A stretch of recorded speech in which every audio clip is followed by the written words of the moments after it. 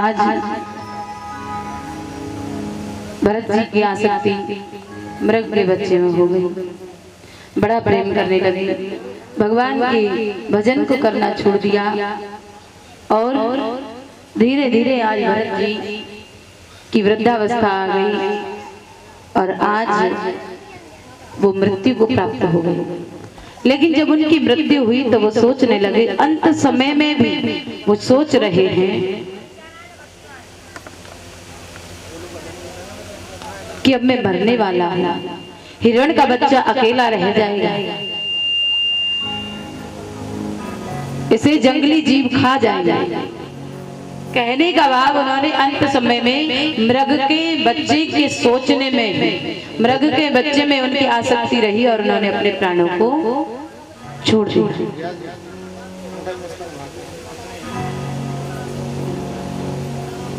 भैया 2 एक आध कथा की व्यवस्था बना दे हो तो गांव में अभी ना कथा के बाद ले जाओ गोरियों भाई, लेके न जाएंगे हम हैं। 2 एक आध कथा की व्यवस्था।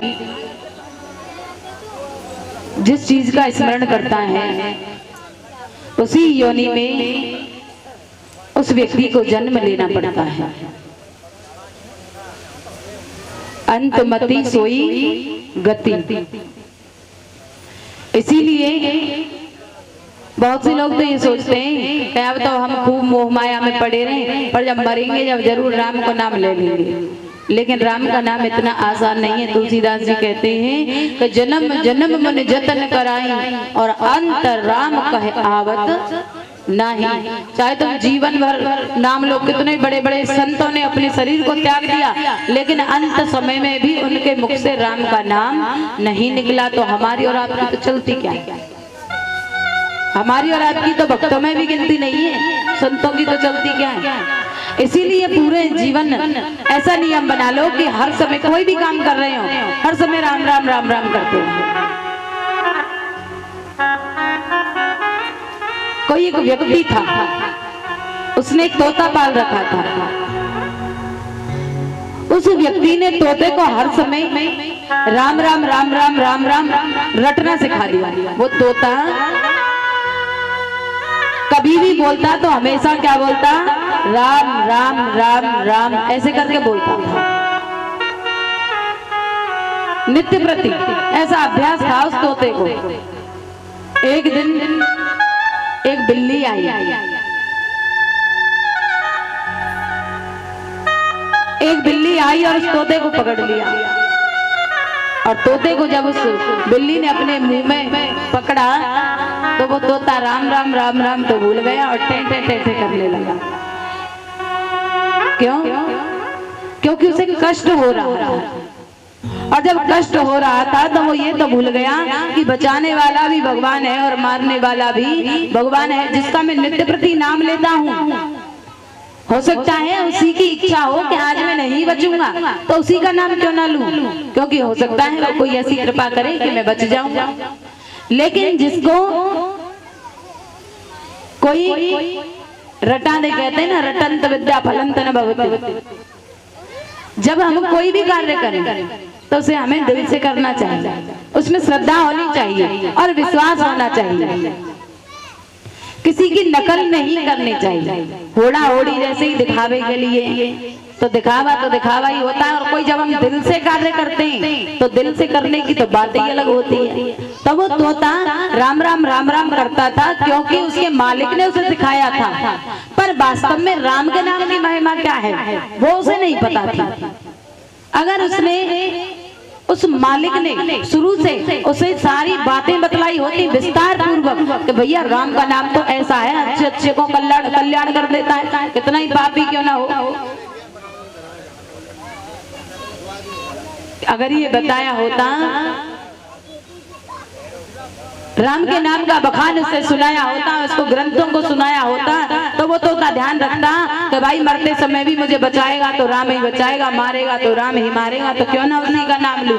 लेकिन उसे तो रटना सिखा दिया था कि राम राम राम राम बोलो, तो कष्ट आया तो मुख में से तो जो वास्तविकता है वही निकलेगी ना। जो जीवन भर जो उसका गुण था, जब वो जन्म लिया उसने तो टेंटे टेंटे करता था, उसका ये स्वाभाविक गुण था टेंटे टेंटे करने का, तो मरा तो भी उसके मुख से टेंटे टेंटे ही निकली। अर्थात इस संसार सागर में आकर के यदि हम लोभ मोह वासना में, काम में, क्रोध में लिपटे रहेंगे, और जब कभी किसी के कहने से का उन्हें ज्यादा कहीं ज्यादा समझाया, कोई हम बार आए गए 7 दिन तो गलो फाड़ो, अरे भैया ना राम को नाम लियो, देखो राम के नाम लिए बिना कछु ना है, तो 2-4 दिन तो मानी, कब तक, जब तक कथा वही गांव में।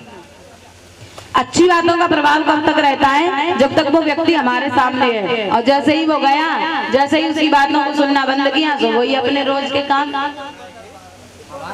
तो अच्छी बातों का प्रभाव निरंतर बना रहे तो हमें अच्छे लोगों के संपर्क में भी निरंतर बना रहना चाहिए, उनसे दूर नहीं होना चाहिए। इसीलिए जब वो तोता टेंटे टेंटे करके बिल्ली ने पकड़ लिया तो वो तोता मर गया। अब वो व्यक्ति बड़ी जोर जोर से रोने लगा जिसने उस तोते को पाला था। ध्यान दे करके सुने सभी।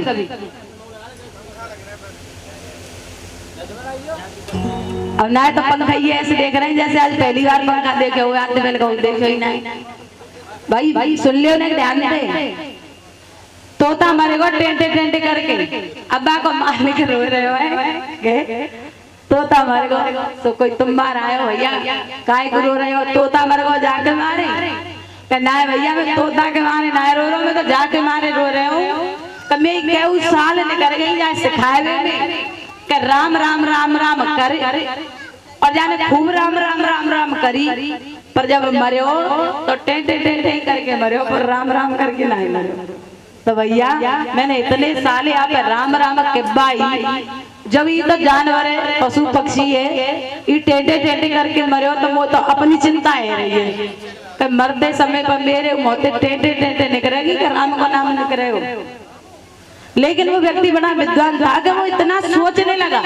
लेकिन हम इतने मूर्ख हैं कि इतने लोगों को देख रहे हैं कि लोगों की क्या गति होती है जब वो मरते हैं। तब कोई भी व्यक्ति हमारी आंखों के सामने राम का नाम लेकर के नहीं मरता है, कोई एक आध होता है लाखों में से, हजारों में से, जो मरते समय राम का नाम लेता है। लेकिन फिर भी हम मूर्ख ऐसे हैं कि हम नहीं चेत रहे हैं, चाहे कोई कितना भी कहे, और जानते सब है पर मानते नहीं। इसीलिए हमें जागृत होने की आवश्यकता है, क्योंकि ये जो समय हमें अब मिला है जरूर नहीं कल मिलेगा ना मिले। आज सुखदेव जी कहने लगे, राजन परीक्षित, भरत जी ने खूब राम राम राम राम करी, खूब भजन किया भगवान का, लेकिन जब मरे तो मृग के बच्चे में उनकी आसक्ति रही, और इसी कारण से उनका जो अगला जन्म हुआ वो किस योनि में हुआ, मृग की योनि में। अगले जन्म में भरत जी को हिरण बनना पड़ा। लेकिन उन्होंने जो पिछले जन्मों में पुण्य किए थे। अच्छा एक बात और है कि कोई व्यक्ति चाहे कैसे भी राम का नाम ले, तो ऐसा नहीं है कि वो बुरे मन से नाम ले रहा है, वो व्यक्ति अच्छा नहीं है तो फिर तो वह आदमी को नाम ले वही बेकार है, ऐसा ना है। नाम लेने का प्रभाव बहुत है, चाहे तुम कैसे भी लो भगवान का नाम, समय मिल जाए, चाहे तुम्हारे अंदर कितने ही अवगुण हैं, पर फिर भी राम का नाम लो। क्यों लो? तुलसीदास जी ने कहा है कि राम राम करके वाल्मीकि जैसा अधम तर गया। और कैसा था वो? उल्टा नाम जपा जग जाना, वाल्मीकि भय ब्रह्म समाना। जिसने उल्टा नाम जपा, क्योंकि इतना पापी था कि राम राम तो बोल ही नहीं सकता था। हम ऐसे तो हैं कि कोई कहे राम बोलो तो राम बोल सकते हैं, पर वाल्मीकि तो ऐसा था कि राम राम बोलने की कहा पर इतने पाप किए कि राम बोले ही नहीं पाया, मरा मरा मरा मरा बोलता रहा। पर उसका प्रभाव ये हुआ, प्रभाव क्यों हुआ? बोला तो मरा, लेकिन प्रभाव किसका हुआ? उसे फल मिला राम का नाम लेने का। क्यों? क्योंकि उसका भाव तो यही था कि मैं राम राम कह रहा हूँ, चाहे मुख से वो कह नहीं पा रहा पापों के कारण, पर उसका भाव शुद्ध था कि मैं तो राम राम बोल रहा हूँ, मैं ये नहीं कह रहा हूँ सब मर जाएं और मैं जीवित रहूं। वो राम का ही नाम ले रहे थे लेकिन ले नहीं पा रहे थे, उनका भाव तो राम का नाम लेना ही था। और जब मरा का उल्टा भी क्या होता है, राम। तो वो वाल्मीकि ब्रह्म के समान हो गए और उन्होंने हिंदी में नहीं, अवधी में नहीं, बल्कि संस्कृत में इतने महान शास्त्र का निर्माण कर दिया जिसको श्री रामचरितमानस कहते हैं और पूरा विश्व आज उसको पढ़ रहा है। तो नाम का प्रभाव अवश्य होता है। जैसे हम लोग जब पढ़ते हैं तो आप लोगों ने मैथ पढ़ी होगी, गणित। तो गणित का एक नियम होता है, आप जहां तक सवाल को सही करते हो वहां तक के नंबर जरूर मिलते हैं गणित में। चाहे आपने आंसर नीचे गलत लिखा है तो उतने ही नंबर कट जाएंगे जहां से आपका सवाल गलत है, और जितना सवाल गलत है उतने ही नंबर कटेंगे। पर जितना सवाल सही है उतने नंबर जरूर मिलते हैं। ऐसा नहीं है कि अब सवाल गलत हो गया नीचे आकर के तो पूरे पे कट का निशान लग जाएगा, साहब एक भी नंबर नहीं देगा एग्जामिनर इतने नंबर देता है जितना सवाल सही है, और जितना गलत है उतने काट लेता है। तो भगवान के यहाँ भी हमने जितने सुकृत किए, जितना उसका नाम लिया है उसका फल जरूर मिलता है। तो ऐसा न करें तो भैया ऐसा है, अब हम मनते तो नाम ले में ना, हमें तो सवरे अब गुण भरे भरे सो जो एक आध नाम ले रहेगा बहु लिए थे काओ को गड्ढे में डालो, काय को राम राम बोलो। तो ऐसा तो करिए क्योंकि राम के नाम का प्रभाव ही है। आप यदि बुरे मन से भी लोगो तो एक दिन आपकी जो अंतःकरण है वो जरूर शुद्ध हो जाएगा, चाहे आप कितने ही अपवित्र हैं। बोलिए कृष्ण कन्हैया लाल की, बोली बांके बिहारी लाल की।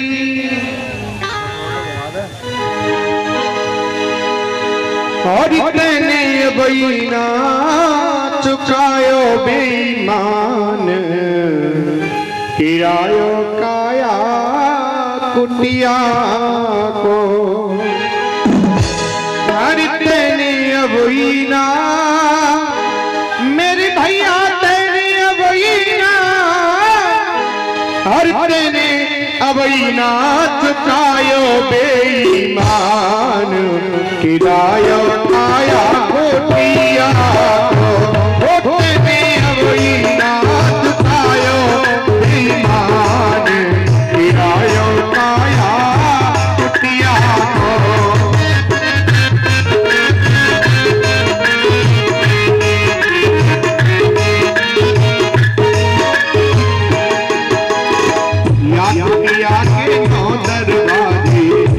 पवन को खम्मा है, सुनिएगा।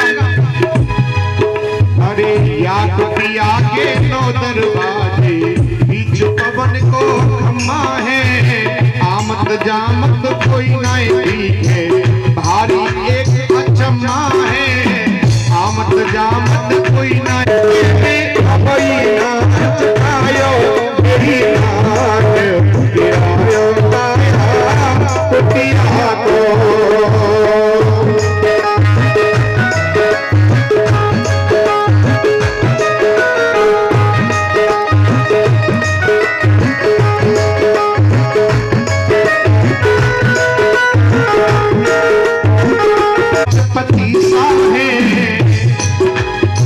चौपड़माड़ी कहते हैं जुआ को, और पतीसा माने 5 इंद्रियां। अरे या बंगला में चौपड़ माड़ी खेले 5 पतीसा है। कोई बाजी हार चला और कोई बाजी जीता है, कोई बाजी हार चला और कोई बाजी जीता है। अरे मूर्ख काहे मेरे भैया मूर्ख काहे, मेरे मूर्ख काहे पे बनो है ज्ञान, किरायो काया कुटिया को।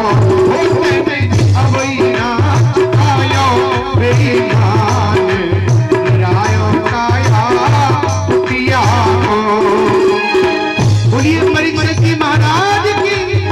आएगा बड़े भाव से उठा करके दोनों हाथ तालियों के साथ कहेंगे।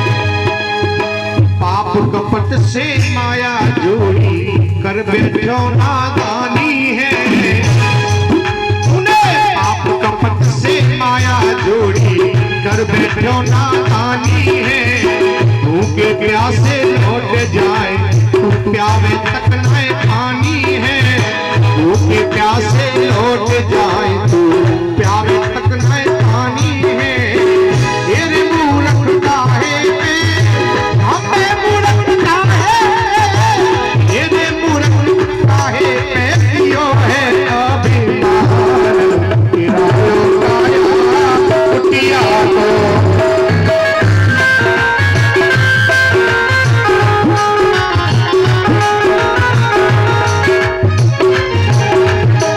लेकिन एक बहुत ही सुंदर बात कही है, अरे खाली हाथ ही आयो जग में, खाली हाथ ही जावे गो, अरे खाली हाथ ही आयो जग में, खाली हाथ ही जावे गो। बाबूलाल तू समझाने कछु संग नहीं जावे गो, बाबूलाल तू समझाने कछु संग नहीं जावे गो। तेरे मूर्ख ईश्वर तेरे भैया भैया ईश्वर ते लगाए अब तू ध्यान, गिरायो माया कुटिया तेरी महीना आयो दीवान, गिरायो माया कुटिया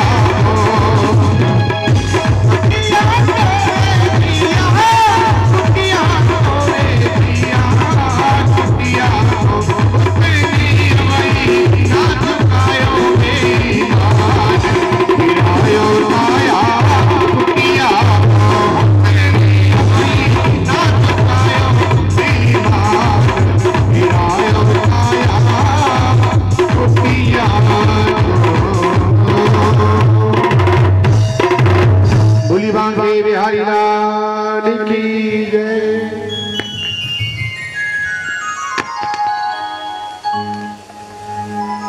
में भी उन्हें ये याद था कि पिछले जन्म में मैंने मरते हुए मृग की याद की, मृग में आसक्ति रखी, इसी कारण मुझे पशु की योनि में जन्म मिला है, मुझे हिरण बनना पड़ा है। इस बात को वो हमेशा याद रखते थे। इस बात को याद रखते हुए वो कोई भी कर्म ऐसा नहीं करते थे कि उन्हें इस कर्म की सजा आगे भोगनी पड़ी। उस वन में जितने भी जीव जंतु थे सभी हरी हरी घास खाते थे, लेकिन जो वो हिरण है वो सूखी घास खाता था, क्योंकि हरी घास में अनेक कीटाणु छुपे होते हैं, अनेक छोटे छोटे जीव जंतु छुपे होते हैं। तो भरत जी जो कि हिरण बने हुए वो सूखी घास खाते थे और हर समय अपने हृदय में भगवान का चिंतन करते रहते। एक दिन दैव योग से उस वन में, उस जंगल में आग लग गई। तो जितने भी उस वन में रहने वाले जीव जंतु पशु पक्षी थे सभी चले गए वहां से, उस स्थान को छोड़ दिया।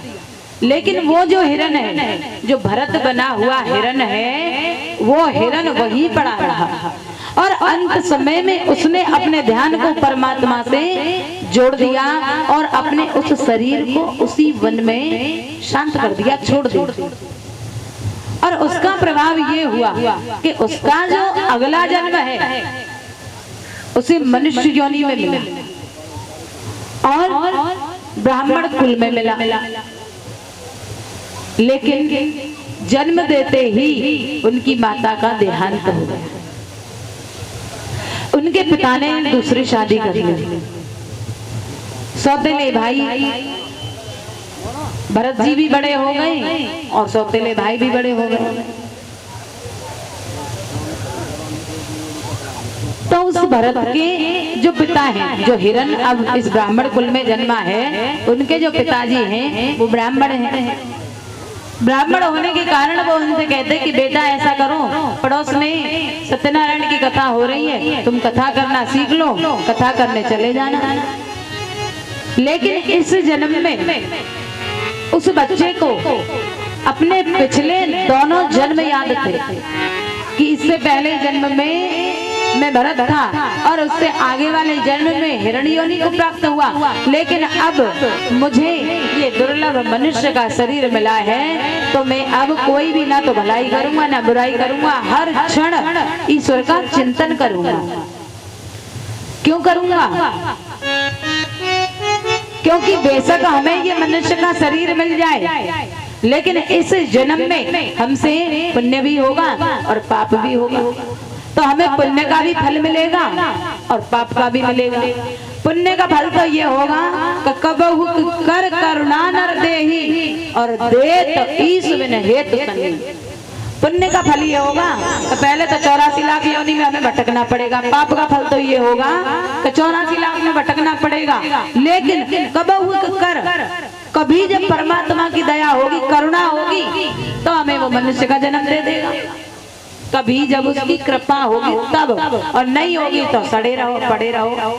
कभी कीड़े बन जाओ, कभी मेंढक बन जाओ, कभी सर्प बन जाओ, कभी हाथी बन जाओ, जीते रहो 100-200 साल आ रहा।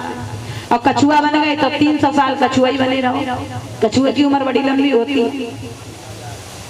मरे और ना कटवे फटवे को कोई डर ना है, चाहे रेल निकल जाओ ऊपर से, चाहे कोई निकल जाए। अब बताओ 300 साल कछुआ ही बने फिरो आराम से, भोगते रहो कष्ट को। भोजन मिल जाए तो ठीक, ना मिल जाए तो ठीक। तो कहाँ करोगे ऐसे नरक को? तो हमें ये मनुष्य का जन्म पाकर के क्या करना है? ये बार बार इस संसार में आने जाने के चक्कर को ही समाप्त करना है। पुनरपि जन्मम पुनरपि मरणम पुनरपि जननी जठरे शयनम। बार बार हम जन्म लेते हैं, बार बार हम मरते हैं। कभी अच्छे कर्म करते हैं तो स्वर्गलोक में जाते हैं, और जब हमारे पापों को भोगना होता है तो हमें फिर से इस पृथ्वी लोक में आना पड़ता है, और फिर हम मर जाते हैं, फिर जाते हैं स्वर्ग में, फिर नरक में आते हैं। यही लगा रहता है। तो हमें इसको खत्म करना है, हमें मुक्त होना है, हमें इस पचड़े को ही नष्ट करना। और ये कब होगा? संत पुरुषों की कृपा से, भक्तों की कृपा से, श्री हरि की कृपा से। और सबसे पहले कृपा भगवान तो कर चुके हैं, उन्होंने हमें मनुष्य का शरीर दे दिया। अब तो हमें खुद पे कृपा करनी है। भाई भगवान ने तो कृपा कर दी, ये मनुष्य का शरीर दे दिया, सोचने की शक्ति दे दी, हाथ पैर सही सलामत है, तो अपने दिमाग का इस्तेमाल करो कि हमारा जीवन कहाँ बिगड़ेगा, कहाँ बनेगा। तो जा करके कुछ समय सत्संग के लिए भी निकालो, और बचे हुए समय में अपने गृहस्थ का भी पालन करो। अब ऐसा तो होता है कि भगवान तुम ठाड़े है कि तुम ते कहने कि भैया तुम्हें भजन कर ले, ऐसा तो दिमाग दियो है तो दिमाग का इस्तेमाल तो तुम करना है। अपने आप जो कहिए कि यहाँ संसार में यदि भोजन रखा हुआ है तो भैया खाना तो तुम्हें अपने आप पड़ेगा उठाएंगे। ऐसा तो होता है कि भोजन बन जाए और तुम्हारे यहाँ पे आप मुँह में चले जाए। अब बहुत से तो ऐसे लोग हैं कि कोई सीधो ज्ञान दे तो भाई उल्टो ही समझ जाए, और उल्टो ज्ञान दे तो भाई सीधो समझ जाए। समझ में को बड़ा फेर है। एक व्यक्ति था, भैया का सत्संग में चले गए। एक व्यक्ति था और कहूँ सत्संग है तो कोई हमार ने 5-7 दिन पुकार के गई कि भैया रोज सत्संग में जाए करो। सो बेचारों को गलती से सत्संग में चले गए, और सत्संग में जाए कि भैया वो तो बड़ो संत बन गए, बाबा जी है बहुत कर रो मारो। अब तो मैंने ये कई बात सीखी कि हम ब्रह्मास्मि, मैं ब्रह्म हूँ। लेकिन ये कहना कि मैं ब्रह्म हूँ, ये कहना अलग बात है, लेकिन जिसको इसका अनुभव हो जाए वो एक अलग ही बात है। पर आज व्यक्ति को अनुभव किसी बात का नहीं है, पर वो कहता फिरता है। कुछ लोग तो बेचारे ऐसे ही जिनने ना तो शास्त्र पढ़े ढंग से 2-4 दिन सत्संग कर लिया होगा गलती से, तो कहा में तुम्हें पता है हमने भगवान देखे साक्षात आए और हमें दर्शन दिया, और हम तो ऐसे ऐसे कह के गए, ऐसे ऐसे बता के हमें तो रोज दिखते हैं ठाकुर जी, रोज आमते रोज बात करते हैं हमसे। ऐसे बहुत से व्यक्ति हमको मिले और क्या कहते हैं हम तो ब्रह्म है जी। कछु से कहें अहम ब्रह्मास्मि, कोई कछु के कोई कछु के, लेकिन जो ये कहता है अहम ब्रह्मास्मि वो कभी कहेगा ही नहीं, क्योंकि वो कह किस तरह है मैं ब्रह्म हूँ। तो ब्रह्म ज्ञानी को दूसरा भी ब्रह्म नजर आना चाहिए कि मैं ब्रह्म हूँ तो ये भी ब्रह्म है। और उस ब्रह्म ज्ञानी में कोई थप्पड़ मार दे तो मुझे नहीं लगता कि वो वापस थप्पड़ नहीं मारेगा। भैया जब तू ब्रह्म है तो ब्रह्म की तो ना तो लगती है, ना तो उसे भला लगता है, ना उसे बुरा लगता है, ना उसे थप्पड़ लगता है, ना उसे तलवार से काट दो तो तलवार भी नहीं लगती है। तो कहना आसान है लेकिन उसको अपने अनुभव में लाना कठिन है। तो एक बात आदमी ने सत्संग सुन लिया और सत्संग सुन के भैया बाबा जी है गए तो काऊ पे सुन ली अहम ब्रह्मास्मि तो सब ते कहवे लगो बाबा जी है गो अहम ब्रह्मास्मि।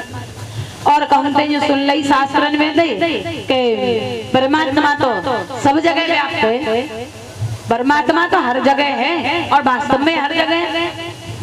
तुम में भी वही परमात्मा है, मुझ में भी वही परमात्मा, और वही परमात्मा इस कुत्ते में भी है। वो ईश्वर चींटी से लेकर के हाथी तक में निवास करता है, सूकर से लेकर के मनुष्य तक में निवास करता है, धरती से लेकर के आकाश तक में व्याप्त है। ऐसी कोई जगह इस संसार में नहीं है जिसमें ईश्वर की सत्ता नहीं है। तेरी सत्ता के बिना हे प्रभु मंगल पत्ता तक हिलता नहीं, हिले न कोई फूल। ईश्वर की मर्जी के बिना पत्ता तक नहीं हिलता है। तो उसकी सत्ता तो सब जगह है,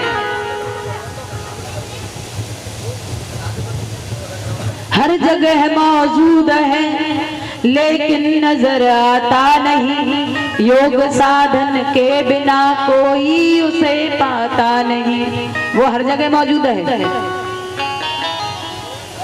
ऐसा कहने वाले सब हैं लेकिन महसूस करने वाले बहुत कम हैं। कोई ये कहा तो भैया बाबा जी है सुबह ने सुनी कि सब जगह परमात्मा है और सब में परमात्मा है। तो कहूँ रास्ता में ठाड़े वैसे जैसे तुम्हारी सड़क है, ऐसी सड़क पे ठाड़ो तो हाथी आ रहा आगे थे तो वह हाथी पे का महावत बैठो अंकुश लेके।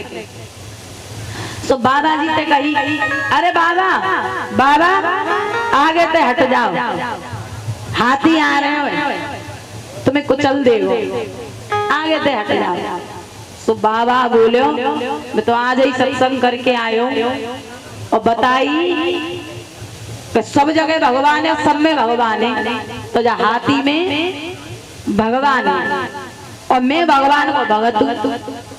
तो जी भगवान मुझे कैसे को चल सके, ऐसे कैसे को चल देगो या भगवान है। तो मैं तो हटूंगा ना भाई, बिल्कुल आगे थे मैं तो यही सड़क पर ठाड़ो रहूंगा और देखूंगा जी भगवान हाथी हुए का ना है, बचावे का ना है। अब मैं तो भैया सत्संगी की बात है, सत्संग की बात है, सच साबित करके रहूंगा तो कितनी सत्यता है और कितनी गलत है।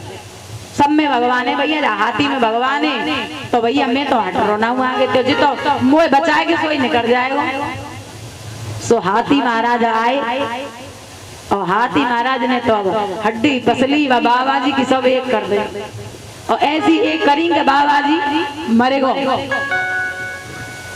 अब बाबा जी मरेगो, सूक्ष्म रूप बाबा जी को कहाँ पहुंचो भगवान के यहाँ। तो भगवान से कही कि जे शास्त्र फास्त्र तुमने से सब तुम्हारे झूठे फूटे ही सब क्यों कि मैंने तन्यो सुनी है कि सब जगह भगवान है, सब में भगवान है। तन्यो बतावा हाथी ने मुझे क्यों मारे, मैं तो तुम्हारा भगत हूँ। तो भगवान बोले बाबा तेरी बात तो सांची है पर मेरी बात सुन। तो वह हाथी में भगवान नजर आयो, पंजो बता तो ते वो महावत कर ला रहा हो आगे ते हट जा बाबा, हाथी आ रहा आगे ते हट जा तो मार देगो। पंजो बताओ तो महावत में भगवान नजर ना आयो कजा हाथी में भगवान है जो महावत में होते इतनी देर तक किल्ला रहे हो तो यऊ में तो वही भगवान है जो हाथी में वही महावत में। तो बाके कहवे थे तू हट्यो क्यों नहीं, सुबह जी तो वही हाल हमारा। हम लोग अपने फायदे की बात को पकड़ते हैं जिसमें हमारा फायदा है और जिसमें मेहनत ज्यादा है उस बात को हम छोड़ देते हैं। अरे ना ये बात तो ऐसे तो ना ऐसे ना ये तो बात है ऐसे। प्रत्येक व्यक्ति अपने फायदे की बात को पकड़ता है, जिसमें थोड़ी मेहनत होती है ना जी बात हमारे काज तो ही है। जो तो बड़े बड़े संत मुनि ने काज है अब हम कोई बाबा जी हैं तो इतना घोर तपस्या करेंगे और इतना भजन करेंगे 4 घंटा 3 घंटा।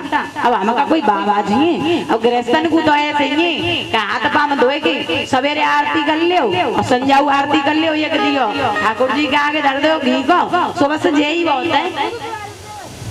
इतना ही बहुत है भैया, गृहस्थ में इतना बन जाए जिका कम है इतना हम क्यों कर रहे हैं। अपने घर की सुख शांति के लिए, क्योंकि सबको नहा धो करके दीपक जलाना चाहिए। इससे भगवान प्रसन्न हो चाहे ना हो, पर हमारी आत्मा प्रसन्न। अरे तुम्हें क्या पता है, हम रोज दीपक जलावे नहाए धोए कि अब हम तो बड़ा भगत कौन है। अपने मन में तसल्ली हो जाती है तो भैया देखो कछु आदमी तो ऐसे ही सो रोज नामे उनाए और जी का कमे हम रोज नामे और रोज आरती करें तो बिन्ने तो यही तसल्ली है जावे। पर जब वो संतों का संग करेंगे, विद्वानों का संग करेंगे, तब उन्हें ये एहसास होगा कि वास्तव में 4-4 घंटे 6-6 घंटे लोग 10-10 घंटे भजन करते हैं और हम कितने बड़े मूर्ख थे जो कभी जीवन में झोली माला लेकर के आसन पर 10 मिनट के लिए बैठे ही नहीं हम तक। तब उन्हें ये एहसास होगा। कुछ व्यक्ति ऐसे होते हैं जिनके पास में 10-20 लाख रुपया होता है तो वो क्या सोचते हैं, हम तो ज्यादा पैसा वाला कौन है, हमारे घर में पूरे मार्बल ठुकी पड़ी है, एक ट्रैक्टर ठाड़े हो, एक बोलेरो ठाड़ी है, भैया हमें तो ज्यादा जगह में कोई पैसा वाला दिख रहा है। पर उस व्यक्ति को कब एहसास होता है कि मुझे ज्यादा पैसा वाले पड़े हैं दुनिया में।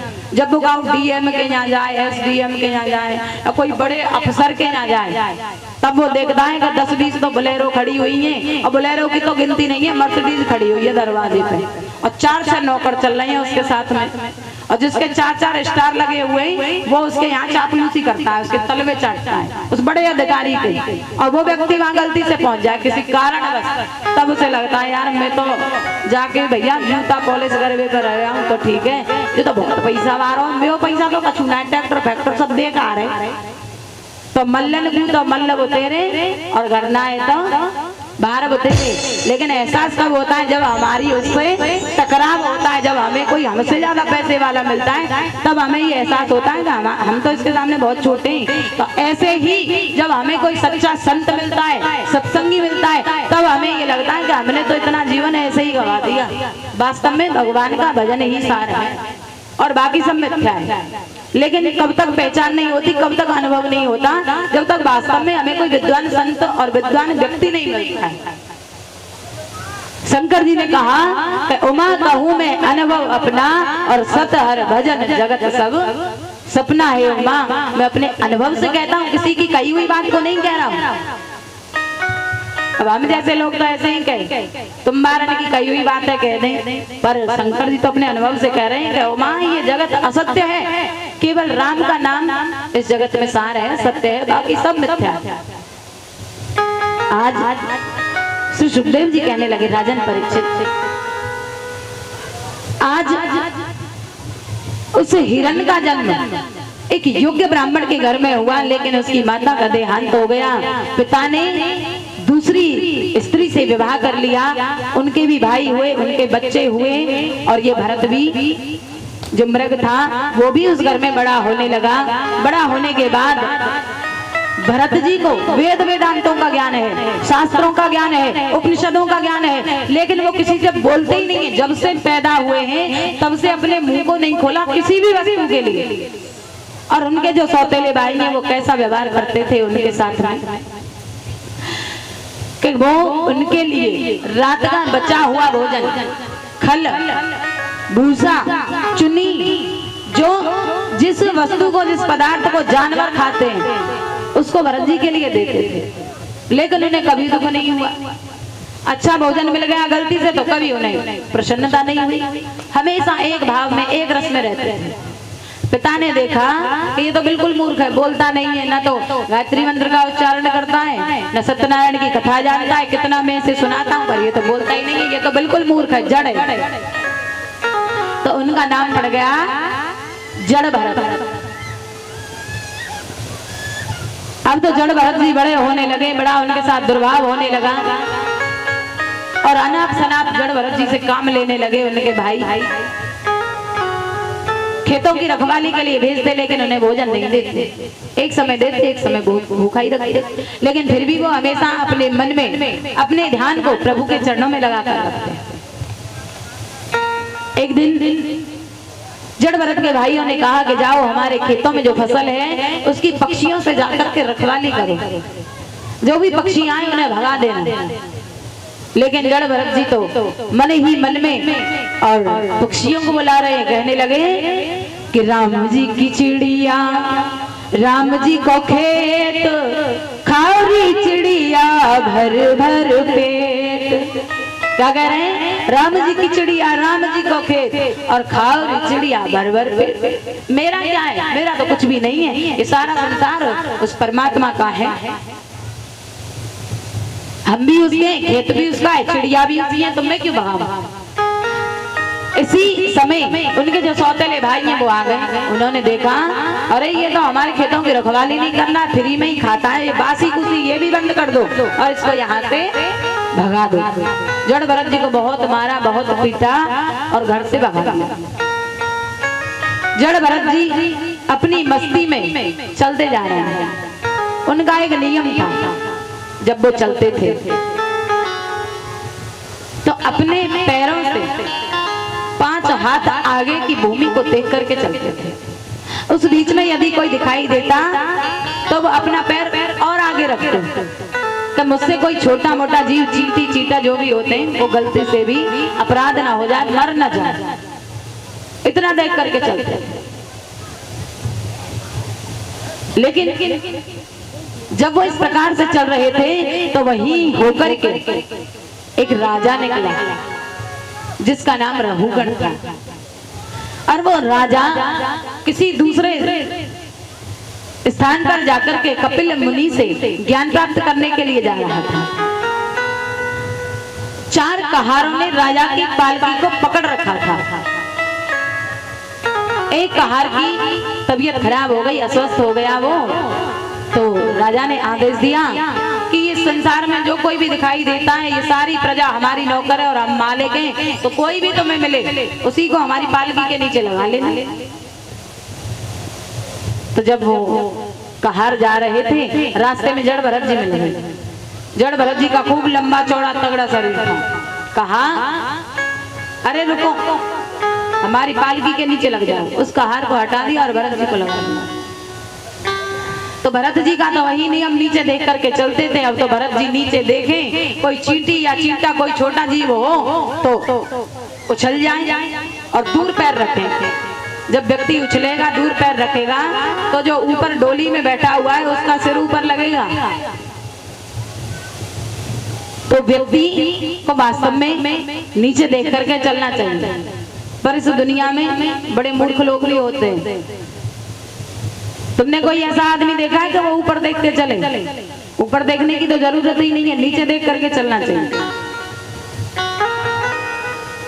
पर एक बार एक व्यक्ति था, वो बेचारा नीचे देख करके जा रहा था। तो कोई महान पुरुष ऊपर खड़े हुए थे छत पर, और उन्हें एक बड़ा अच्छा शौक था कि वो तंबाकू गुटखा खाते थे। छत पे खड़े हुए थे, नीचे घर की छत के नीचे होकर के कोई बेचारा सीधा व्यक्ति जा रहा था, सो खा करके और नीचे थूक दिया। देखा नहीं कि नीचे कौन है, थूक दिया। और जब थूका तो सज्जन के सिर पे वो थूक गिरा। तो उस व्यक्ति ने कहा कि महानुभाव, क्या आप नीचे देख करके नहीं थूक सकते थे? तो उस व्यक्ति ने बड़ा प्यारा सुंदर जवाब दिया कि महाराज, क्या तुम ऊपर देख करके नहीं चल सकते थे? जरूरी है कि तुम नीचे देख के चलो? तो भैया, संसार में मूर्खों की कमी नहीं है। आज व्यक्ति अपनी गलती नहीं मानता, तुम्हें 1 सेकंड में दूसरे के अवगुण गिना देगा। अरे ये तुम क्या जानते हो, नहीं ये तो ऐसे है, इनके अंदर तो ये कमी है, वो कमी है, और ऐसा नहीं है, ये जैसे दिखते हैं वैसे हैं नहीं। लेकिन वो ये नहीं सोचता कि 3 उंगली मेरी तरफ भी उठ रही है, भूल जा। तो भैया, कोई व्यक्ति यदि हमारी कमी बतावे तो हमें उसका बुरा नहीं मानना चाहिए।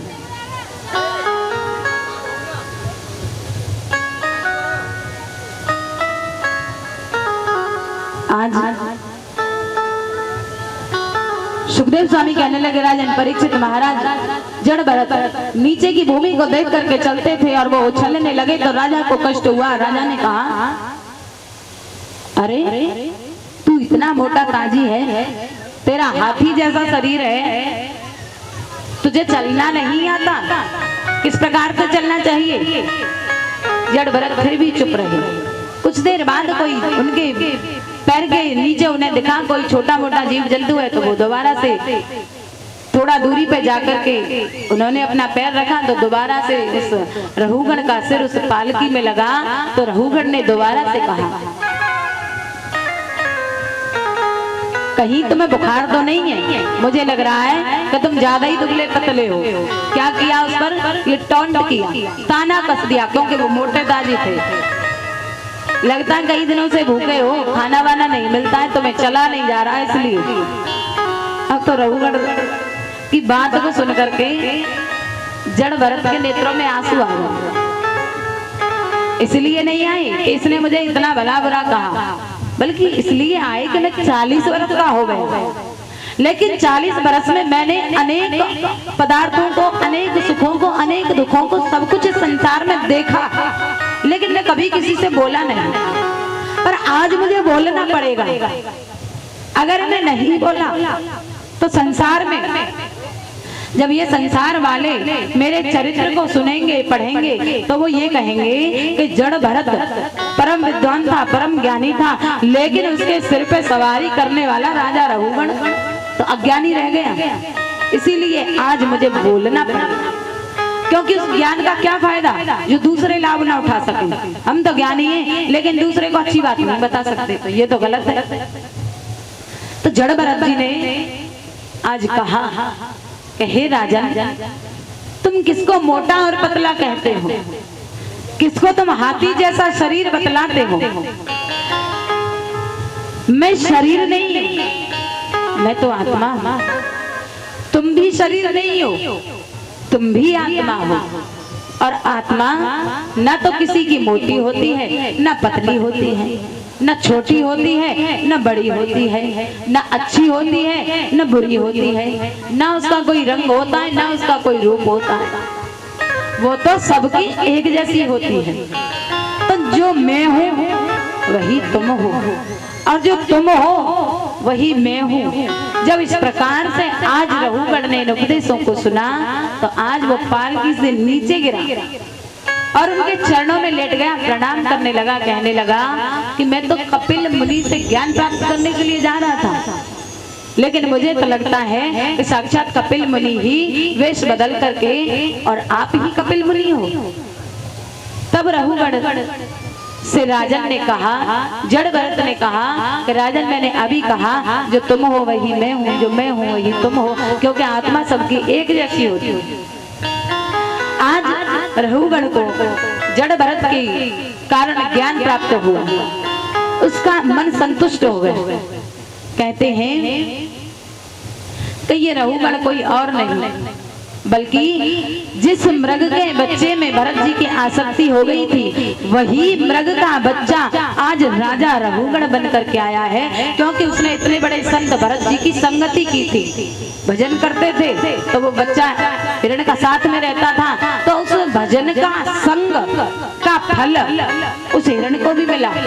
तो हम यदि सत्संगियों की संगति करते हैं, तो उसकी संगति का आधा फल हमें भी प्राप्त होता है। इसलिए हमें कभी भी कुसंग नहीं करना चाहिए। और ये जो मोह ममता है, यही हमारे बार बार इस संसार में आने जाने का कारण है। एक मोह के कारण भरत धरी दुई देह, और तुलसी तिनकी कौन गत, जिनके बहुत सने। भरत जी को प्रेम हुआ था मृग के बच्चे से, तो 2 जन्म और लेने पड़े। एक तो मृग की योनि में, उसके बाद फिर से आदमी बनना पड़ा, लेकिन मिला दुख, सुख दुख दोनों मिले कि नहीं मिले। लेकिन हमारे उनके तो एक ही संबंधी था, मृग का बच्चा, लेकिन हमारे कितने संबंधी हैं। कोई चाचा प्यारा है किसी को पत्नी प्यारी है, किसी को पति प्यारा है, किसी को सास प्यारी है, किसी को भाभी प्यारी है, किसी को भैया प्यारा, और मैया ससुर तैया ससुर सो अलग रहे। और रास्ता बीच में दोस्त यार सहेली मिल जामे सो अलग रहे, और जान पहचान वाले सो अलग रहे, गांव भाई वाला अलग रहे। तो हमारी कौन सी गति होगी? जिनकी केवल मृग के बच्चे में आसक्ति होने के कारण 2 जन्म लेने पड़े, तो हमारे तो जाने कितने सगे संबंधी हैं, और कितने धर्म के, और कितने अधर्म के, और कितने जान पहचान वाले। तो भैया हमारी गति को तो कुछ पता ही ना है कि कहाँ गति होगी। तो इन कथाओं से हमें शिक्षा लेनी चाहिए। ऋषभ देव ने अपने बच्चों को बताया और जब भरत जी को ज्ञान प्राप्त हुआ कि वास्तव में हमें मनुष्य का शरीर क्यों मिलता है, कहा है कि ये मनुष्य का शरीर बड़ा दुर्लभ है। ये बड़े कर्म करने के बाद, बहुत बड़े बड़े पुण्य करने के बाद ये मनुष्य का शरीर हमें मिलता है। और ऐसी बातों को सभी शास्त्र कह रहे हैं, सभी ग्रंथों में यही बात लिखी हुई है।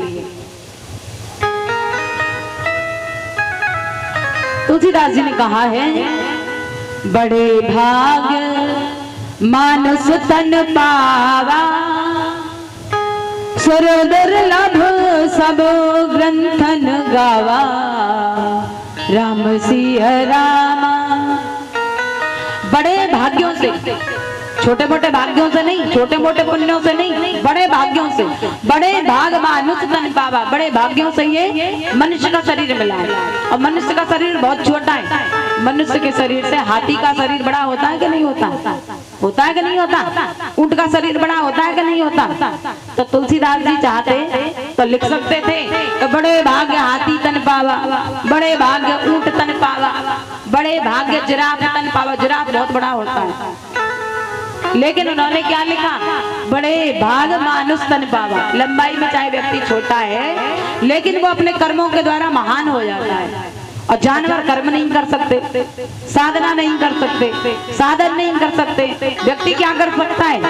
साधना कर सकता है। और इस साधना के द्वारा वो क्या कर सकता है?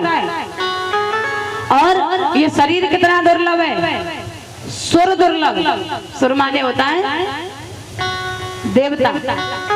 ये इतना दुर्लभ है कि इसको पाने के लिए देवता भी तरसते हैं। देवता क्यों तरसते?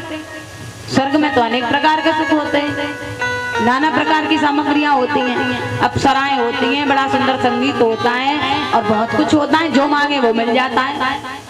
तो भाई ये बात समझ में नहीं आई कि देवता क्यों तरसते हैं। तो देवता इसलिए तरसते हैं कि स्वर्ग में बहुत कुछ होता है, लेकिन वहाँ भगवान की कथा कोई नहीं सुनता, भगवान का गुणानुवाद वहाँ कोई नहीं करता है। वो कहाँ सुलभ है?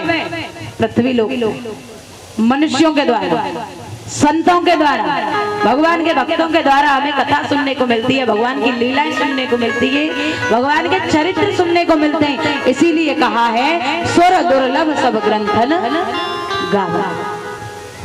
और ये मनुष्य का शरीर किस लिए श्रेष्ठ बताया? साधन धाम मोक्ष कर द्वारा, और पाहि न जही पर लोक सवारा, राम सिया राम।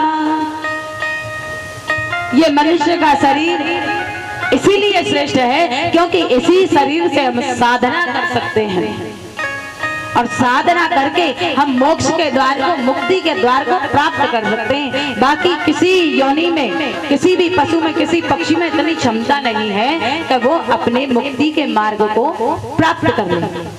इसीलिए मनुष्य का शरीर इतना श्रेष्ठ बतलाया है। लेकिन बड़े विडंबना की बात है कि हम अपने महत्व को, इस मनुष्य के शरीर के महत्व को समझ ही नहीं पाते। पूरा जीवन निकल गया, बुढ़ापा आ गया, मरने की तैयारी है, लेकिन फिर भी हम भजन नहीं करते हैं। सब कुछ करते हैं लेकिन कथा नहीं सुनते हैं। खूब इन्हीं कानों से दूसरे की बुराई सुनते हैं, सारे दिन बुराई सुनते हैं। कभी सास की बुराई, कभी ससुर की बुराई, कभी बहू की बुराई, कभी पड़ोसी की बुराई, लेकिन भूल करके भी एक घंटे भगवान की कथा नहीं सुन सकते हैं। तो इससे बुरी बात और क्या हो सकती है? सुखदेव स्वामी कहने लगे, राजन परीक्षित, ये भगवान का नाम ऐसा है जो पापी से पापी को भी तार देता है। और कैसे कैसे पापियों को तार देता है? अपत अजामिल गजगन काऊ, ये ऐसे पापियों को तारता है जिसने गज को भी तार दिया। परीक्षित ने प्रश्न कर दिया कि महाराज एक बात बताओ, ये भगवान का जो नाम है क्या ये केवल मनुष्यों की मुक्ति कर सकता है या जानवरों की भी कर सकता है? तो तुलसीदास जी कह रहे हैं कि अपत अजामिल गजगन का, अरे ये तो ऐसा नाम है कि ये यदि पशु भी भगवान का नाम ले तो ये पशु की भी मुक्ति कर सकता है। तो परीक्षित कहने लगा महाराज अब मुझे शंका हो रही है, संदेह हो रहा है, तो पशुओं की मुक्ति कैसे संभव है प्रभु के नाम से? क्या ऐसा हो चुका है, कभी हुआ है?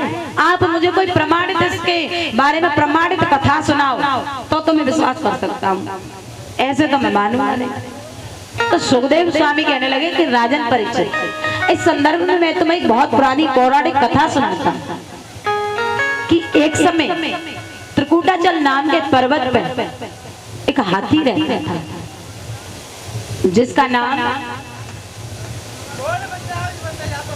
गजेंद्र था। बोले कृष्ण कन्हैयालाल की। उस हाथी का नाम गजेंद्र था और वो नित्य प्रति एक तालाब में स्नान करने के लिए जाता था और उसके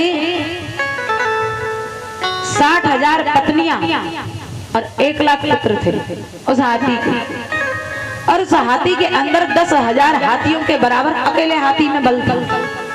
तो उसका बड़ा अभिमान था कि भैया इतना बड़ा मेरा कुनबा, इतनी पत्नियां और इतने बच्चे और इतनी मेरे अंदर सामर्थ्य है। हाथी के अंदर तो वैसे ही बहुत सामर्थ्य होती है, लेकिन उस हाथी के अंदर, अकेले हाथी के अंदर 10,000 हाथियों के बराबर बल था। तो उसे बड़ा अभिमान था। नित्य प्रति वो अपनी पत्नियों के साथ और बच्चों के साथ तालाब में स्नान करने के लिए जाता था। और जब स्नान के लिए जाता, मार्ग में उसे कोई भी पशु मिलता, कोई भी पक्षी मिलता, छोटा मोटा जीव जंतु, चाहे बड़ा, चाहे शेर क्यों ना मिल जाए, क्योंकि शेर में इतनी ताकत नहीं है, उसके अंदर तो 10,000 हाथियों के बल है। तो शेर भी मिल जाता तो क्या कहता कि भाई यदि तुम पे कभी विपत्ति का समय आ जाए और तुम किसी जंगली जीव के चंगुल में फंस जाओ तो उससे हमारा नाम ले देना एक बार, कि तुम जानते नहीं हो हम गजेंद्र के रिश्तेदार हैं, वो हमें जानता है और उससे हमारी अच्छी जान पहचान है, तो हमसे तुम हाथ भी मत लगाना। तो वो जीव जंतु तुम्हें तुरंत ही छोड़ देगा। हमारा तो भैया नाम ही बहुत है, बड़ा अभिमान। अब तो लेकिन भगवान तो किसी का अभिमान रहने नहीं देते।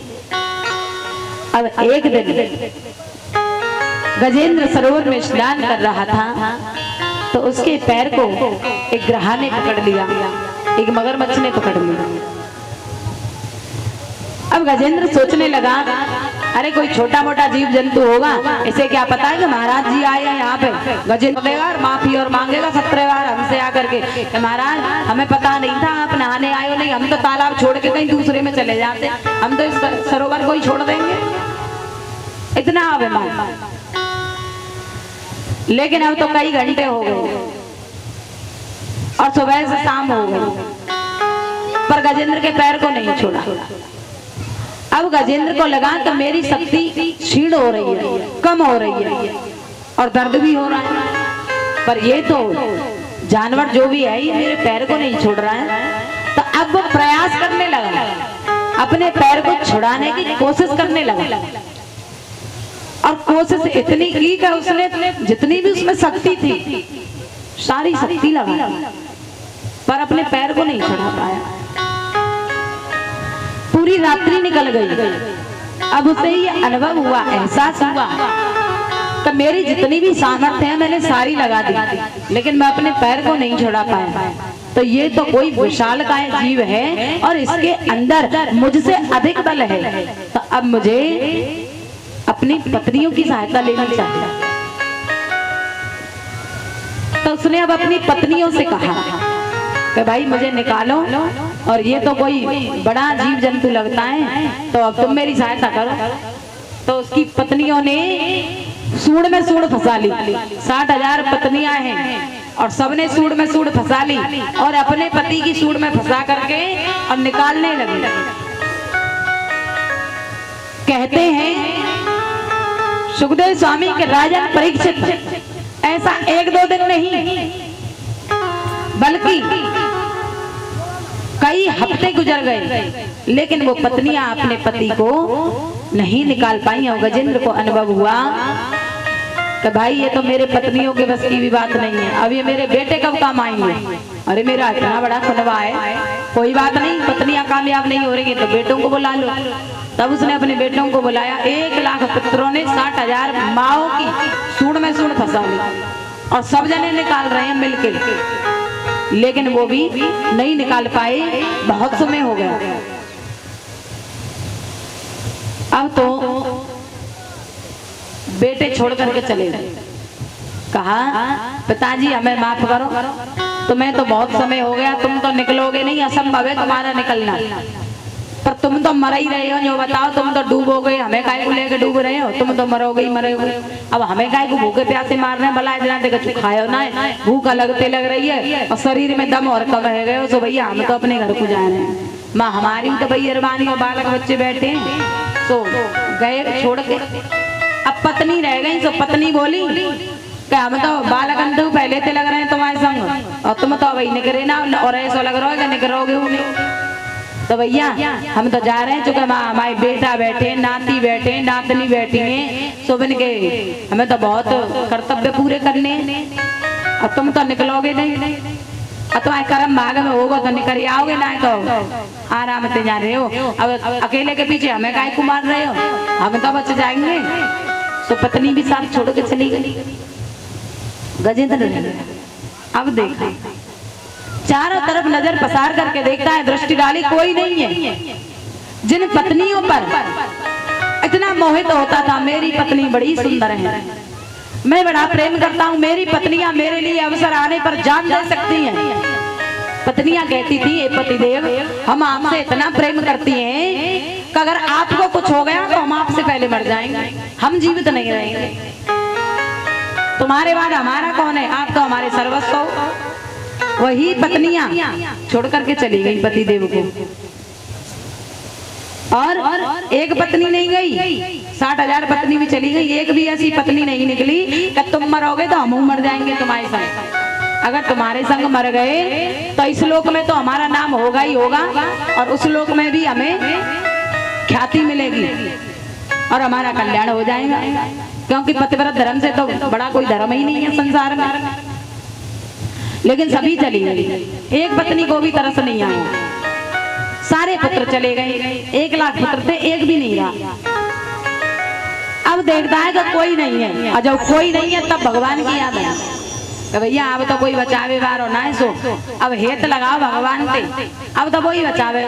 जब कोई ऑप्शन नहीं है तब एक ही ऑप्शन बचता है कि सुनेरी मैंने निर्बल केवल राम। जो निर्बल होता है उसका बल कौन होता है, केवल राम, तब वो भगवान की शरण में जाता है। लेकिन जब तक उसे सहारे दिखाई देते हैं, आश्रय दिखाई देते हैं, रिश्तेदार दिखाई देते हैं, तब तक तो उसे उन्हीं पे घमंड होता है, अरे हम कहाँ जाएंगे, हमारे पति तो बहुत बड़े अफसर हैं, हमें तो हमारी उन्हें को दर्द है ना तो आकाश पाताल से डॉक्टर ढूंढ के ले आएंगे और हमें सही करवा देंगे बिल्कुल।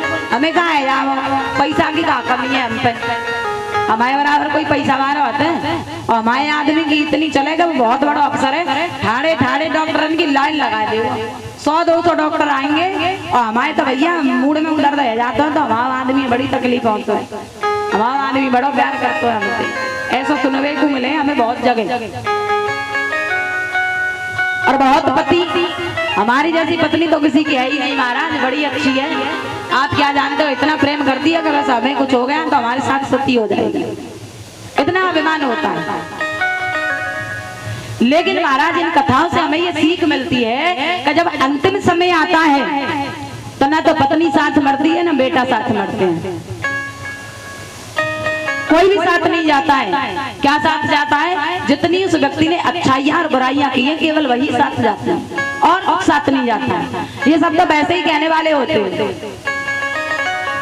कैसे कि यहाँ सभी हैं प्रीत दिखाकर छलने वाले, और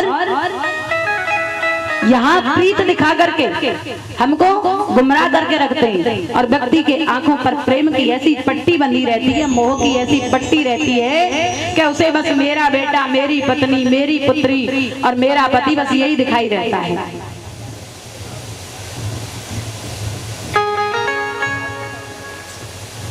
यहाँ सभी हैं प्रीत दिखाकर चलने वाले, और कैसे हैं पल में रंग बदलने वाले। ये प्रीत दिखाते हैं, कभी तो प्रेम दिखाते हैं, कभी गुस्सा करते हैं, कभी छोड़ करके चले जाते हैं, कभी आ जाते हैं। तो गजेंद्र ने आज देखा कि मेरा कोई नहीं है, तब आज गोविंद की शरण ली और जैसे ही गोविंद का नाम लिया उसी क्षण श्री नारायण भगवान उसके समक्ष प्रकट हो गए। कुछ भी नहीं था गजेंद्र के पास, क्या दिया? एक कमल का फूल उस सरोवर में खिला हुआ था, सूंड बढ़ाई और तोड़ लिया और भगवान के चरणों में अर्पित कर दिया। तो सुखदेव स्वामी कह रहे हैं कि राजन परीक्षित देखो, गजेंद्र को ना तो उसका बल बचा पाया, ना उसका कुनबा बचा पाया, ना खानदान बचा पाया। किसने बचाया? श्री नारायण के नाम ने। आज नारायण प्रकट हो गए, चक्र सुदर्शन से उस ग्रह को मार दिया, उसके धड़ से मस्तक को अलग कर दिया और आज गजेंद्र को बचा लिया। कोई नहीं बचा पाया। कहने का भाव, जब मृत्यु आती है तो मृत्यु से पहले ये व्यक्ति कभी तो अपने रूप का अभिमान करता है, कभी धन का अभिमान करता है, कभी पत्नी पर अभिमान करता है, कभी बच्चे पर अभिमान करता है। लेकिन जब अंत समय आता है, कोई व्यक्ति कितना ही धनी हो, कितना ही पैसे वाला हो, कितने ही बड़े पद पर विराजमान हो, लेकिन न तो पद काम आता है, न प्रतिष्ठा काम आती है, न धन काम आता है, उस समय कोई भी काम नहीं आता। और जब काल आता है तो एक ही है जो हमें बचा सकता है, वो है प्रभु का नाम। बोलिए कृष्ण कन्हैयालाल की जय। Hello hello hello hello.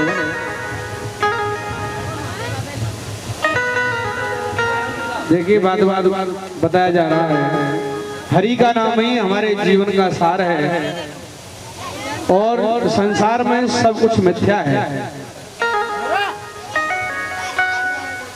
वो कर ले भजन हरि को बंदे और ये 4 दिन बेला है और मिट्टी तेरी पड़ी रहे जाए, उड़ जाए हंस अकेला है।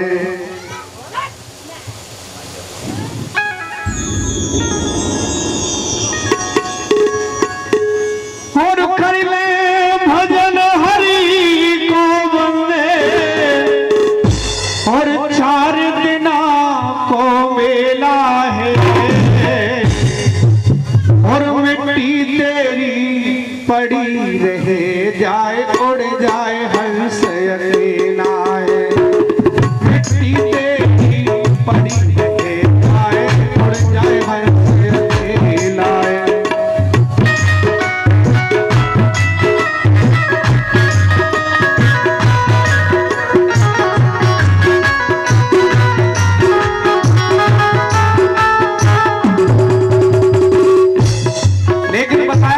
बार बार हम लोग अभिमान करते हैं, पर अभिमान हमारा स्वभाव नहीं है ना।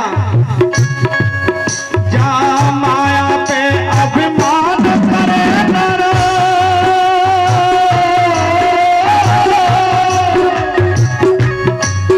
जहाँ माया पे अभिमान करे नर, आई तेरे सगल बन के जावेगी,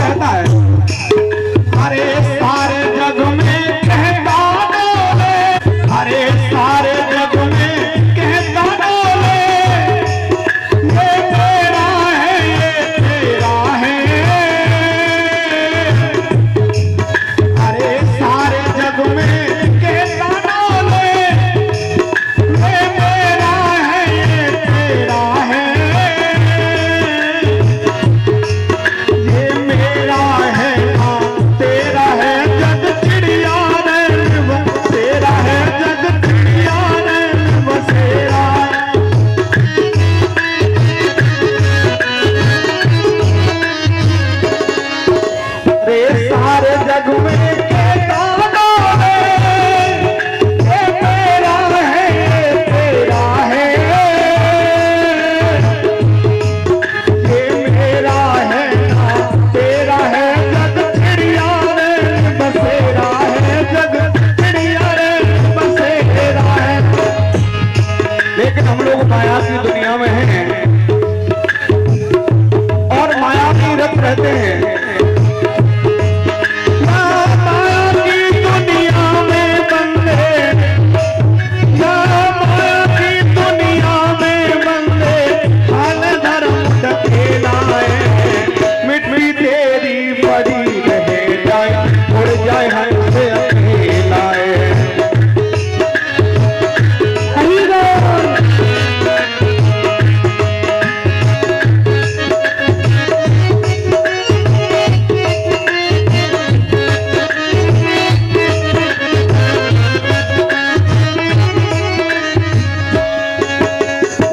बताया जा रहा था कि पति पत्नी ने किसी ने सहारा नहीं दिया, क्योंकि ये भी मतलब के हैं, ये भी हमें सहारा नहीं देते। तेरे नाती बेटा कुटुंब कबीला,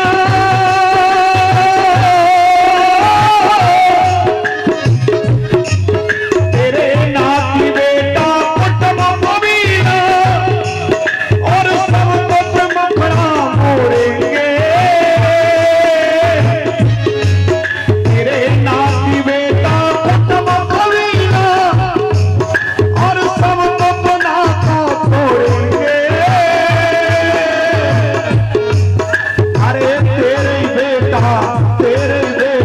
दुश्मन बन तेरो खून मांगते, छोड़ेंगे तेरो खून मांगते, छोड़ेंगे।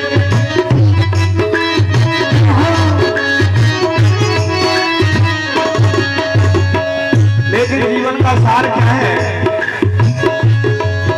अरे तुलसी की माला लेकर के, वो तुलसी की माला लेकर के, प्रभु का भजन बड़ा अलबेला है, मिट्टी तेरी पड़ी रह जाए, उड़ जाए हमसे अकेला है।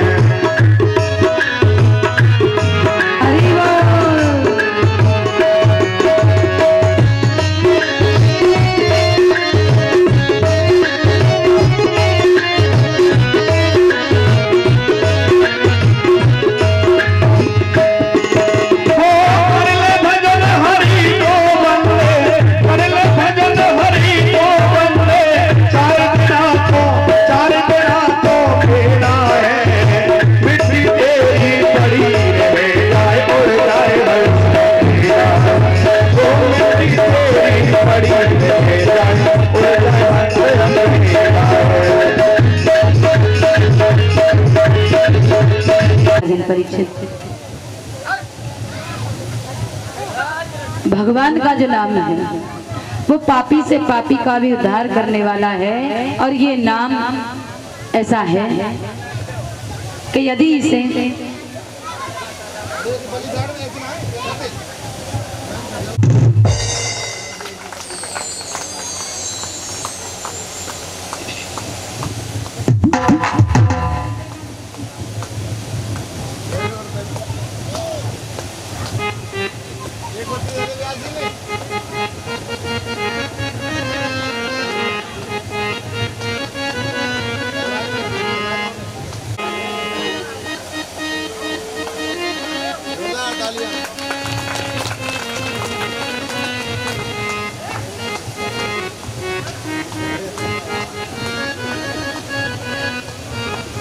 श्री राधे शिवदेव स्वामी कहने लगे, राजन परीक्षित, ये नाम पापियों का भी कल्याण कर देता है और मनुष्य की तो चलती क्या है, ये तो पशुओं का भी कल्याण करने वाला है। क्योंकि इस नाम का प्रभाव ही ये, काम ही ये है। कौन सा काम है? जैसे यदि अग्नि में गलती से हाथ चला जाए या हमारा वस्त्र चला जाए, अभी यहाँ हवन हो रहा है और हम बैठे हुए हैं, लेकिन हमारा ध्यान कहीं और है और ये वस्त्र इस अभल कुंड में चला जाए तो जलेगा कि नहीं जलेगा? जल जाएगा। क्यों? क्योंकि अग्नि का स्वभाव है जलाना। और चाहे कोई अनजाने में रख दे, नाचते नाचते किसी का पैर चला जाए तो तार में तो तब भी करंट मारेगा कि नहीं मारेगा? व्यक्ति में जानबूझ करके रखोगे तो भी मारेगा, और अनजाने में रखोगे तो भी मारेगा, क्योंकि लाइट का स्वभाव है करंट मारना। अग्नि में चाहे तुम्हारा हाथ तुम जानबूझ करके दो तो भैया देखें कितना जलाती है, तब भी जलेगा। और अनजाने में चला जाए, पता नहीं है, दिखाई नहीं दे रहा है, या जो भी कारण है कोई धक्का मार दे, क्योंकि जलना तो कोई नहीं चाहता, पर किसी भी कारण बस तुम अग्नि में गिर जाओ, या हमारा कपड़ा हमारी असावधानी के कारण अग्नि में गिर जाए, तब भी अग्नि जलाएगी, जानबूझ करके गिरोगे तब भी जलाएगा। तो ऐसे ही प्रभु का नाम ऐसा है, चाहे उसे पापी ले, चाहे हे राजन परीक्षित। आज भगवान नारायण ने गजेंद्र का कल्याण किया, गजेंद्र बड़ा प्रसन्न हुआ और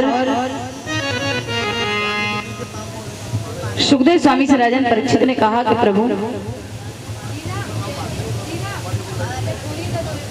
हमने सुना है कि ये भगवान का नाम पापी से पापी मनुष्य को भी तार देता है, तो इसके संदर्भ में आप मुझे कोई कथा बताओ कि भगवान ने कैसे कैसे पापियों का और कब कब उद्धार कर दिया। तो सुखदेव स्वामी कहने लगे, राजन परीक्षित, एक पौराणिक कथा में तुम्हें सुनाता हूँ। बहुत समय पहले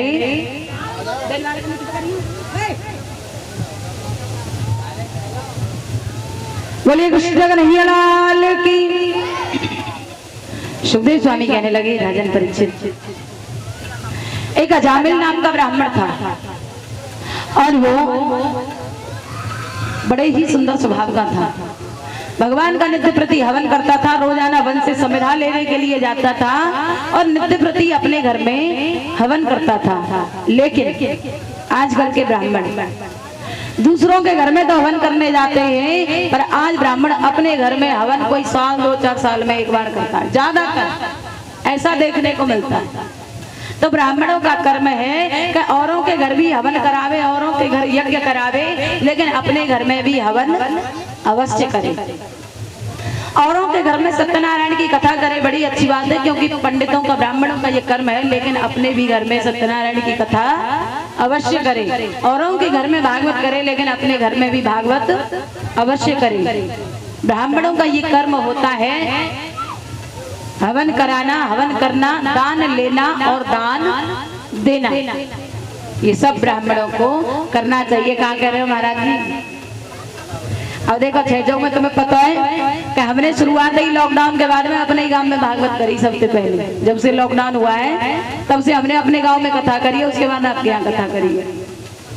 तो शुरुआत भैया जो हम कहते हैं उसे हम पहले करते हैं, अपने उसे हम अपने व्यवहार में लाते हैं, उसके बाद दूसरों को बोलते हैं।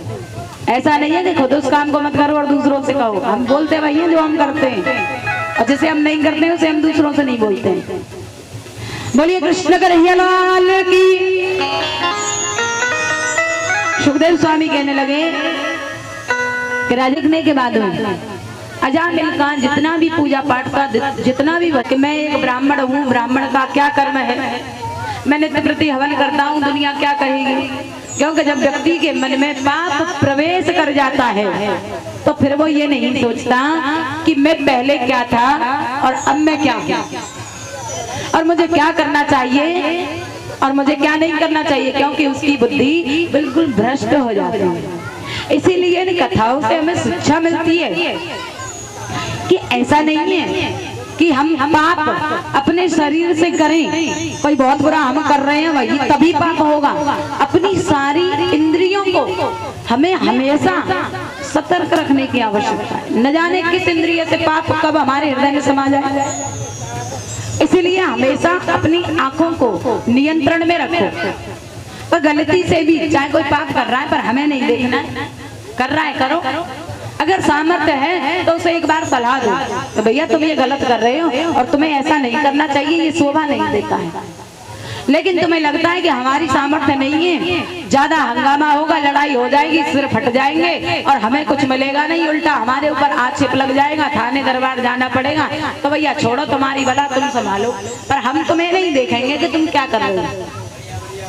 तो अपनी आंखों को नियंत्रण में रखो, अपने कानों को भी नियंत्रण में रखो। अरे वो ऐसा है, ये ऐसा है, हमें नहीं सुनना भैया, तुम्हारी तुम जानो, वो जैसा भी है उसे करने दो, हमें क्या लेना क्या देना।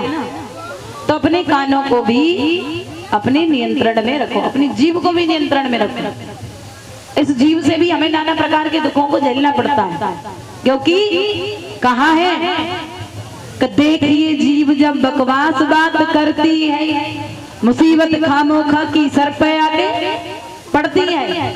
और जीव से ही सती ने ठान ऐसी ठानी थी, पीहर को जाऊंगी पर बात नहीं मानी थी। जीव से ही पिता के यहाँ चली गई, और इस जिज्ञा के कारण भगवान भोलेनाथ ने बहुत समझाया, देवी तुम्हें अपने पिता के घर नहीं जाना चाहिए। क्यों नहीं जाना चाहिए? क्योंकि तुम्हारे पिता ने सबको निमंत्रण दिया है, पर तुम्हें नहीं दिया। और हमारे शास्त्र कहते हैं, हमारे बुजुर्ग कहते हैं कि जिस स्थान पर हमारा सम्मान ना हो, चाहे वो कोई भी हो, हमें उसे यहाँ नहीं जाना चाहिए। और पत्नी का धर्म है कि वो पति की कही हुई हर बात का अनुसरण करे, उसकी बात को माने। ना में तो जवाब देना, सब बात का हाँ में जवाब दे। पर सती जी क्या कह रही है कि भोलेनाथ आप जानते नहीं हो, बेशक मेरे लिए निमंत्रण नहीं आया है, पर देखो गुरुजी के यहाँ और पिता के यहाँ से यदि निमंत्रण न आवे तो बिना बुलाए जाने में भी कोई दोष नहीं। जब ऐसा कहा तो भोलेनाथ को एहसास हो गया कि अब तक मैंने सती से इतनी बात कही, पर सती ने कभी जवाब नहीं दिया। पर आज तो सती मुझे ही उपदेश कर रही है, मुझे ही समझा रही है। तो क्या कह रहे हैं कि जा तू प्रभु दुख दारिद देई और ताकि मत पहले हरे।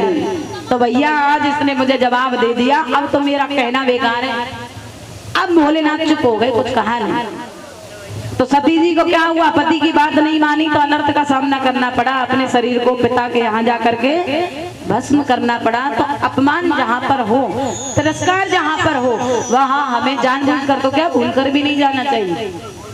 इन कथाओं से हमें जीवन जीने की शैली मिलती है, जीवन को किस प्रकार जिया जाए, ये कथाएं हमें सिखाती हैं। और हम लोग कहते हैं कि कथाएं सुन करके क्या होगा, कथाएं हमारे जीवन में परिवर्तन लेकर के आती हैं। इसीलिए सुखदेव स्वामी कहने लगे, राजन परीक्षित, आज अजामिल एक दृश्य देख करके बावला हो गया, सब कुछ भूल गया और उसी नारी का चिंतन करने लगा जिस नारी को उसने वन में देखा था। सुंदर तो थी लेकिन भूल गया कि वो सुंदर तो थी, लेकिन यदि वो इतनी अच्छी स्त्री होती तो वो वन में इस प्रकार से मुझे कुकृत्य किसी जार पुरुष के साथ में करती हुई नहीं मिलती। लेकिन बड़े विडंबना की बात है, आज लोग सौंदर्य को देखते हैं, सुंदरता को देखते हैं, चित्र को देखते हैं, लेकिन चरित्र को नहीं देखते। लेकिन हमारे विद्वान कहते हैं कि चाहे हमारा चित्र सुंदर हो या ना हो, हम सुंदर हो या ना हो, हमारा ये जो वेश है, बाहरी वेश, ये सुंदर हो चाहे ना हो, चित्र सुंदर हो चाहे ना हो, लेकिन चरित्र सुंदर अवश्य होना चाहिए। क्योंकि जिसका चित्र बिगड़ गया उसका कुछ नहीं बिगड़ा, लेकिन जिसका चरित्र बिगड़ गया उसका सब कुछ बिगड़ गया। उसकी ना तो इस लोक में उसे सुख प्राप्त होता है, ना ही उसे अगले लोक में सुख प्राप्त होता है। इसलिए हमें चित्र से ज्यादा चरित्र को संवारने में समय देना चाहिए। लेकिन आज लोग चरित्र को एक क्षण में बिगाड़ लेते हैं और चित्र को संवारने में वर्षों महीनों पता नहीं और पूरा दिन लगा देते हैं। जब कहीं जाना होता है तो 2 घंटे पहले लीपा पोती शुरू हो जाती है, सबसे मलूक हमें ही लगने चाहिए, फलाने की बहू सबसे मलूक लग रही है। लेकिन ये बात मैं सबसे कह रही हूँ, ये सबकी बात है, चाहे किसी गांव में चले जाओ, चाहे किसी शहर में चले जाओ, क्योंकि गांव के नाम अलग हैं पर जनता एक ही है। तो भैया समय इतना तुम इस शरीर को संवारने में देते हो और सब जानते हैं कि ये शरीर एक दिन नष्ट होगा। और तुम कितना भी सेंट, कितना भी परफ्यूम, कितने भी मॉइस्चराइजर, कितने भी क्या आते ही हो फेस वॉश कितने महंगे महंगे लगा लो, पर इस शरीर का स्वभाव है कि एक दिन ये बुरा हो जाएगा। जैसे जैसे उम्र बढ़ेगी शरीर पर तमाम झुर्रियां आ जाएंगी, हड्डियां झुक जाएंगी और ये शरीर बिल्कुल झुक जाएगा, कोई काम का नहीं रहेगा, कोई नहीं पूछेगा। जब बुढ़ापा आएगा तो सब कब तक के, जब तक तुम्हारा रूप खिला खिला, और जिस दिन ये मुरझा जाएगा उस दिन कोई नहीं है, फिर तो वो भगवान याद आता है। तो 2 दिन का ये चमन खिला है और फिर मुरझाए कली कली। तो भैया ये जवानी तो 4 दिन की है और उसके बाद में तो बुढ़ापा आना ही है। तो ज्यादा सजने संवरने से कोई फायदा नहीं है, क्योंकि ये मिट्टी का शरीर है और एक दिन मिट्टी में ही मिल जाएगा। लेकिन जो हमने कर्म साथ किए हैं वो अवश्य हमारे साथ जाएंगे। इसीलिए सुंदर कर्म करने चाहिए, क्योंकि कहा है कि राजा हुए अनेक यहाँ पर और रावण रहे न राम रहे, लेकिन जो आए थे गए यहाँ से केवल उनके नाम रहे। इसलिए आज लोग रावण को भी याद करते हैं और राम को भी याद करते हैं, लेकिन फर्क सबको पता है कैसे याद करते हैं। रावण को लोग आज भी जलाते हैं पुतला बना करके हर साल दशहरे पे। भैया कहाँ बिगाड़ो रावण ने तुम्हारो पत्नी चुराई, श्री राम की चुराई, तुम्हारे संग काबरो करो। इतना बुरा किया कि उसने जो जीवन जीना चाहिए था नैतिकता के हिसाब से और शास्त्रों के अनुसार वो उसने नहीं जिया, अच्छे कर्म उसने नहीं किए, इसीलिए उसे हर साल जलाया जाता है। और श्री राम के वापस आने की खुशी में हर साल दीपावली मनाई जाती है। और जब भी हम श्री राम को याद करते हैं तो उनके नाम के आगे श्री लगाते हैं और पीछे जी लगाते हैं और हमेशा जय का उद्घोष करते हैं। लेकिन रावण की जय बोलता हुआ तुमने कोई देखे होगा? कोई ना देखे। तो यही हमारी करनी का फल है। यहाँ से हम चले जाते हैं, लेकिन हमारी करनी का यहाँ पर बाद में यशोगान होता है। व्यक्ति अच्छे काम करता है तो लोग अच्छाई करते हैं, बुरे करता है तो लोग बुराई करते हैं, और वहाँ भी हमें बुरा ही फल प्राप्त होता है। बोलिए कृष्ण कन्हैया लाल की, लाडली सरकार की, श्रीमद् भागवत महापुराण की जय जय श्री राधे।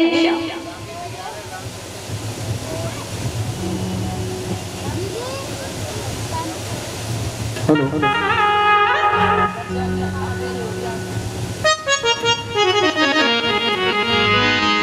मेरे दिल में बसे गई रे श्यामो तेरी सूरतिया।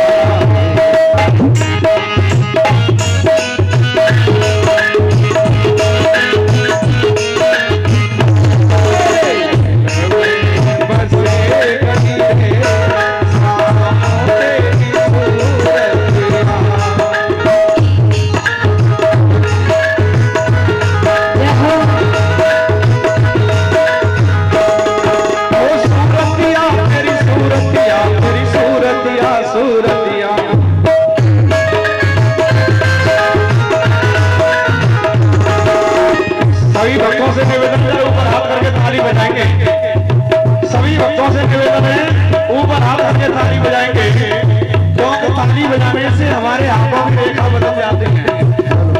भगवान की कथा में